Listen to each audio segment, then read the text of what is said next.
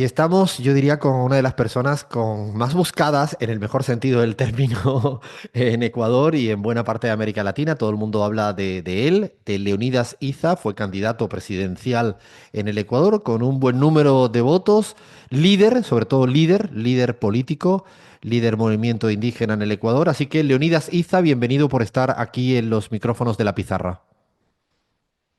Saludos cordiales, estimado Alfredo. Quiero enviar mi saludo cordial a toda la comunidad internacional, a nuestros hermanos latinoamericanos, a nuestros hermanos ecuatorianos que estamos viviendo en el territorio nacional, pero también un abrazo a todos mis hermanos por las circunstancias que han sido, están en cada rincón del mundo. Un abrazo.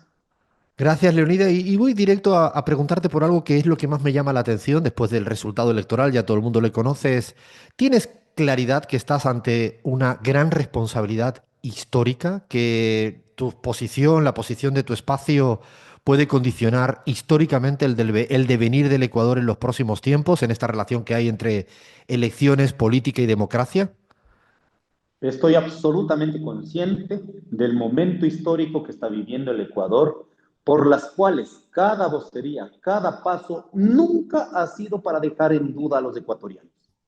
De pronto hay gente que me acusan de correísta, meten al odio, que recuerdo, señores, yo no soy ni correísta ni anticorreísta, y no la digo en esta coyuntura electoral, sino he venido manifestando desde el 2019 que el Ecuador es hermoso, es bello, no podemos seguir situando la política a partir del odio, a partir del recuerdo. Lógicamente, van a seguir siendo referencias políticas los expresidentes, los líderes, los exdirigentes, pero en política se hace política en la realidad. No se hace política en el futuro ni en el pasado. El pasado ya pasó. El presente está por, perdón, el futuro está por construir, pero el presente necesitan posiciones reales, claras, que vayan a resolver los problemas de la gente más humilde, sobre todo en el Ecuador. A pesar de tu juventud, tienes biografía, tienes mucha militancia, has pasado por muchas vicisitudes, tienes, no es la palabra, es miedo, pero ¿te da vértigo esta responsabilidad histórica de estos próximos días o lo tomas con cierta responsabilidad no más, sin ningún tipo de vértigo?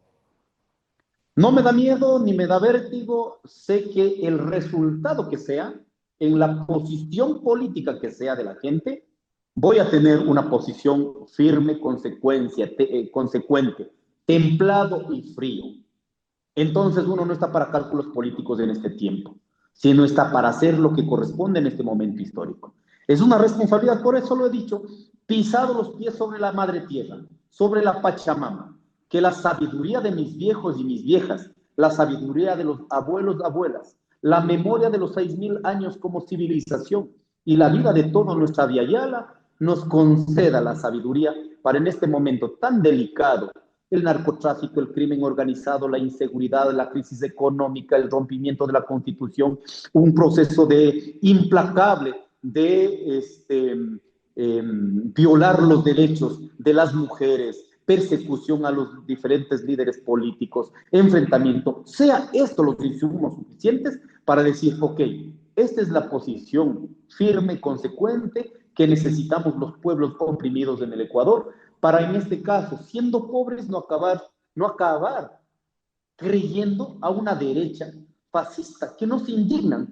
Ideológicamente nos han ganado. Eso tengo que decirlo, en Latinoamérica nos han ganado. Ideológicamente sobre los errores y horrores que en algún momento era la posibilidad de un progresismo, de una izquierda, pero se han cedido tanto que acabaron manchando esta posibilidad. Y lo digo como una crítica y una autocrítica. Y en ese proceso la derecha, se puede imaginar en mi país, en el Ecuador, no se indignan de que un asambleísta de ADN, del gobierno de Daniel Noboa, salga a decir, este es un criminal, necesito que esté en la cárcel, este que Moquito, que medios de comunicación, que todo, inventan semejante cosa con tal de estigmatizarnos, profundizar el racismo. No se indignan que un presidente del 10, funcionario del gobierno de Daniel Noboa, salga a decir, señores, estamos en estiaje, antes en el Perú sacrificaban vidas humanas. ¿Será que el movimiento indígena sacrifican al señor Riza? ¿Sabe qué está diciendo? Está diciendo hay que matar, hay que asesinar al señor Leonidas Riza. Y mis hermanos indígenas no se indignan. pero se indignan con el pasado que enfrentamos en el tiempo de Correa, yo estaba en primera persona allí, pero jamás con nuestra lucha hemos ido a entregar a esta derecha, jamás me he ido a pactar con Lazo, con Moreno o con Noboa, nunca lo vamos a hacer, lo haremos desde una posición real. Entonces, creo importante sobre la realidad que estamos sufriendo los sectores populares del movimiento indígena, guardando memoria, necesitamos ser responsables con este momento histórico. Así que no tengo miedo, no tengo vértigo, pero una responsabilidad colectiva de lo que necesita en este momento el Ecuador. Tienes más de medio millón de votos. Es un voto ideológico, es un voto con claridad ideológica, porque has tenido una campaña electoral y política donde has definido programáticamente, ideológicamente tus convicciones, tus principios. ¿Cuánto crees que una vez que toméis la decisión que toméis, ese voto va a ir al unísono, en conjunto, hacia ese lugar? ¿O piensas que puede decir la dirección, una toma de postura y después el voto se dispersa y sea heterogénea? ¿Cuál es el balance que tienes interno? Bueno, luego de este proceso hay dos espacios que tenemos que definir para ver cuánta votación de este más de medio millón, bueno, 538.000 y un poco más de votación. Primero en el espacio orgánico del movimiento indígena, la estructura de la CONAIE y del movimiento Pachacuti, las estructuras provinciales, cantonales y parroquiales. Aquí está claro, hemos hecho ya un balance en cada territorio, cantones que quedamos en primer lugar, cantones que quedamos en segundo lugar y en provincias que quedamos prácticamente en todas en tercer lugar. Efectivamente, eso hemos hecho una valoración en territorios de pueblos indígenas. ¿En qué cantones con mayor población indígena? Esa es nuestra votación orgánica.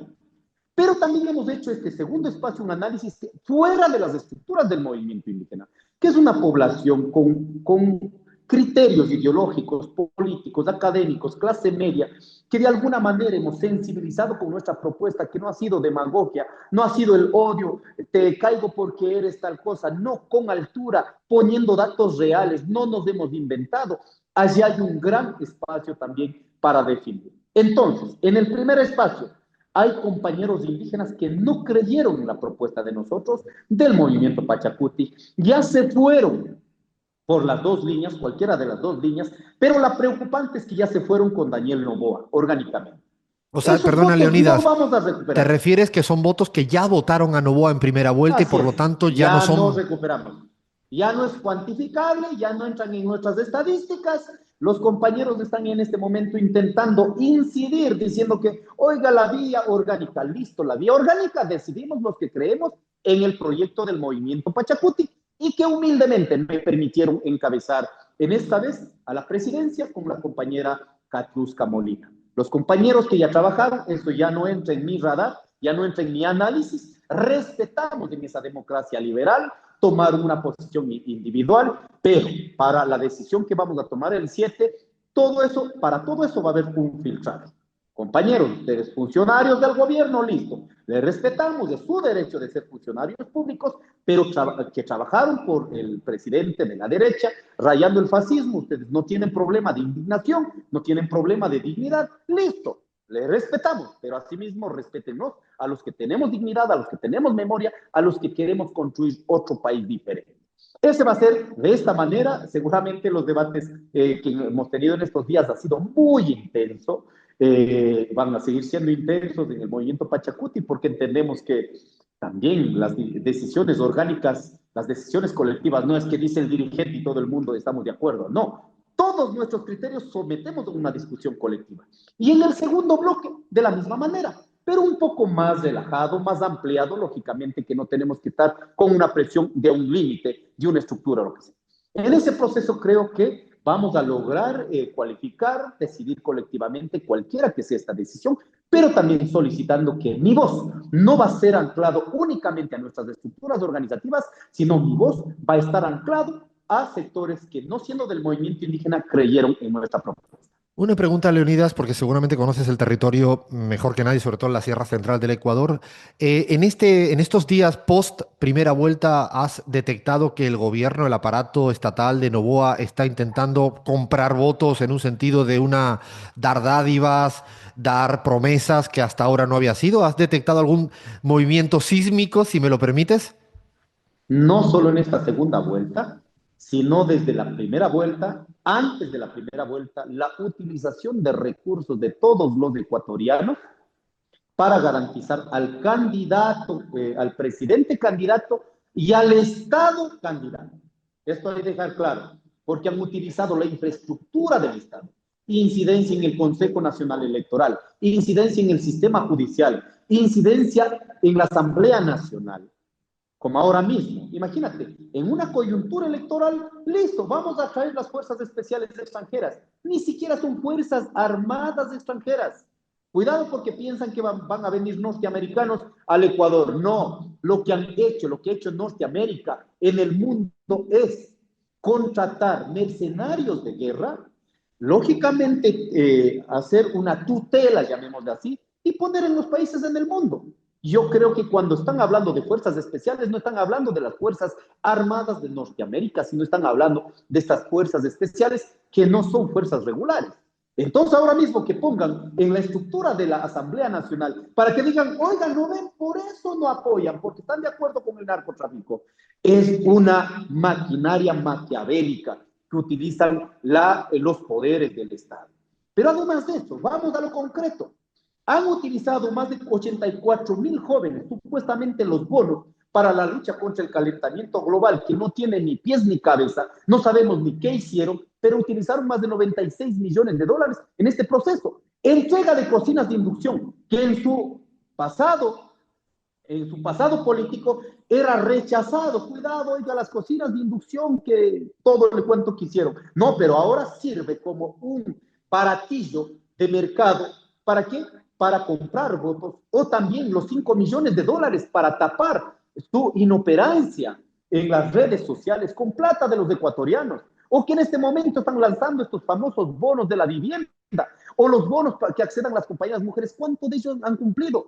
Pero cuando se trata de compañeras que necesitan que pague el Estado porque los servicios que dieron las asociaciones de la economía popular y solidaria, en cambio ahí el gobierno, porque no están de acuerdo con su política, ahí si no te pago.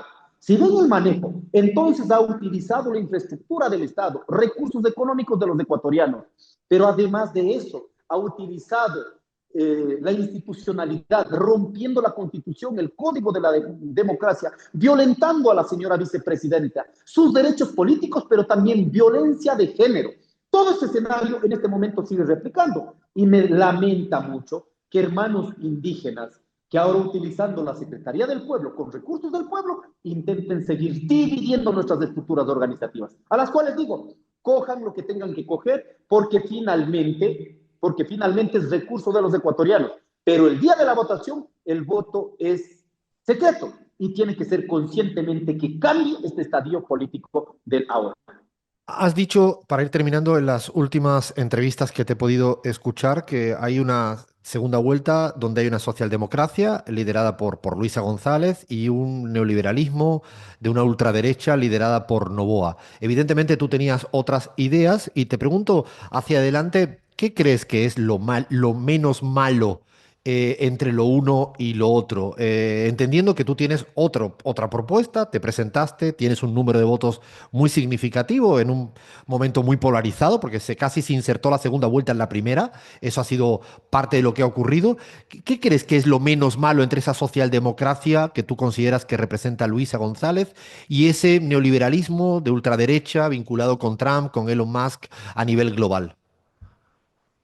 Bueno, primero en este escenario creo que no vamos a elegir al mal menor, porque ya hemos mal acostumbrado a estas consignas políticas, pero sí vamos a decidir con quién vamos a luchar en los siguientes meses y años.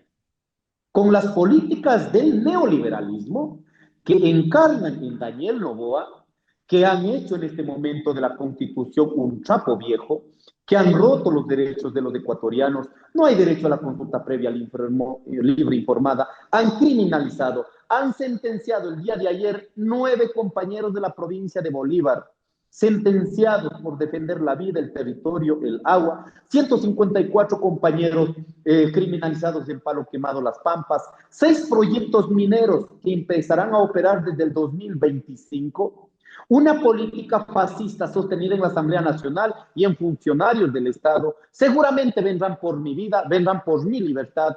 Eso es una decisión. O la otra cara, una socialdemocracia que se sostiene en la economía keynesiana. Listo, ellos no creen que el poder debe estar en el pueblo, en los sectores más empobrecidos. Creen también en el capitalismo. Pero también hay un cambio que puede significar para nosotros de enorme oportunidad para reorganizarnos, oxigenarnos y exigir que respeten nuestras autonomías organizativas. Entonces, en esas dos canchas, yo estoy poniendo criterios reales, lo que va a pasar en los siguientes años, para sobre esas posturas poder tomar una definición y elegir con el que vamos a luchar en adelante. Lógicamente, entendiendo en la socialdemocracia, por lo menos que se pueda garantizar educación, salud, que no pueden ser privatizados, no pueden entrar al mercado libre, al mercado neoliberal. Las empresas públicas no pueden entrar en el mercado libre, ¿cierto? No podemos privatizar el campo Sacha. Creo que en esas cuestiones se puede pensar en este tipo de la economía keynesiana que cuando se trata de pueblos indígenas, de territorios, han sido muy agresivos. Pero hay que entender también aquí la socialdemocracia tiene que enfrentar una realidad. El pasado, cuando tuvieron la posibilidad de ser gobierno, tienen anclado a las acciones del economista Rafael Correa. Por ello yo he diferenciado. En este momento vamos a definir entre una derecha representada por Daniel Noboa y una socialdemocracia representada por Luisa González. No estamos eligiendo entre Álvaro Noboa, papá de Daniel Noboa, ni Rafael Correa, en este caso una parte importante seguramente del movimiento al que representa la señora González. Podrán valorar positivamente o negativamente internamente en sus movimientos, en sus partidos, pero en política real del Ecuador se disputan en estas dos visiones de la política ecuatoriana. La última pregunta, si tuvieras que elegir una idea, una medida, un programa que para ti es innegociable en términos ideológicos, una cuestión muy específica, hay muchas, lo sé, pero ¿cuál podría ser fundamental para Leonidas Iza y para tu movimiento? Bueno, estamos revisando el programa de gobierno que fue discutida como insumos para todos los programas de gobierno de los sectores de la izquierda que nos juntamos en la Casa de la Cultura. Entonces, no voy a reducir a un punto, porque sería poner como la vara más baja. No, necesitamos poner los elementos centrales. Aquí, retomando la discusión de la unidad de las izquierdas, los puntos que necesitamos avanzar y no quedar como líneas rojas. Primero, no estamos de acuerdo y no vamos a ir y vamos a luchar con el que sea, no a la nueva constituyente. Es un escenario muy peligroso de regresión de derechos porque tenemos problemas en el Consejo de Participación Ciudadana, en los procesos de designación de las autoridades de control en el Estado. No vamos a ceder toda la... O sea, perdemos la mano, perdemos toda la vida. No, señores. Entonces, la Constitución, a un nuevo escenario de una nueva constituyente, le exigimos, sobre todo a los que dicen ser progresistas de izquierda, no es posible, porque aquí si no habría una identidad entre lo que está proponiendo la derecha radical de Daniel Noboa, la derecha fascista, pero también están sosteniendo la socialdemocracia, que hay que ir a una nueva constituyente. ¿Qué es lo que pasa? ¿Hay acuerdos o no acuerdos? Digan la verdad. Pero nosotros, los que creemos que hemos luchado para que haya la declaración del Estado plurinacional y todo el devenir de los derechos, no es posible. Segundo, la defensa de lo público. No se pueden privatizar la producción petrolera, el campo minero productivo en este momento en el sur del país. Hay que discutirla. Si estás acabando las montañas, ¿cómo es posible que no sepas qué estás mandando afuera? Que no tengamos la autoridad de decir, oiga, hagamos una auditoría que mismo están llevando del Ecuador. Más de 3.000 millones en exportación y queda una miseria de 50 millones de dólares para los ecuatorianos. No es posible, señores. Eso se tiene que revisar. Repotenciación de la reactivación económica, defender la producción nacional. Y esto no estoy proponiendo yo. Imagínense, Donald Trump, de un país a nivel mundial que promulgaba el neoliberalismo, ahora tienen una política proteccionista. Por algo ha de ser, pues. Nosotros, países del tercer mundo, dependemos de la economía primaria y nosotros creemos los fabulosos para pensar en una economía abierta, aperturada, que vengan a invadir la economía neoliberal. No, señores. Estos temas me parecen importantes. Salud, educación no se pueden privatizar. Salud, educación se deben garantizar, el presupuesto, cuestiones que permitan avanzar. Y en términos económicos, ni un solo centavo vamos a perdonar. Y eso vamos a ponerlo de frente a la derecha y a la socialdemocracia, clarito. No se pueden seguir perdonando año tras año las famosas remisiones tributarias y sacando la plata de los más pobres. Estos son los temas para no quedar en un punto de pronto importante, pero son temas sustanciales que necesita el Ecuador.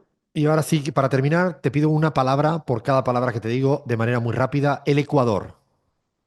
Un país hermoso. Novoa. Derecha racista. Luisa González. Socialdemocracia. Leonidas Iza. Un luchador incansable para toda la vida. Muchísimas gracias, Leonidas, por estar aquí en esta travesura radial llamada La Pizarra. Gracias y un fuerte abrazo. Un abrazo nuevamente, Alfredo, y para toda la comunidad internacional. Un abrazo. Gracias.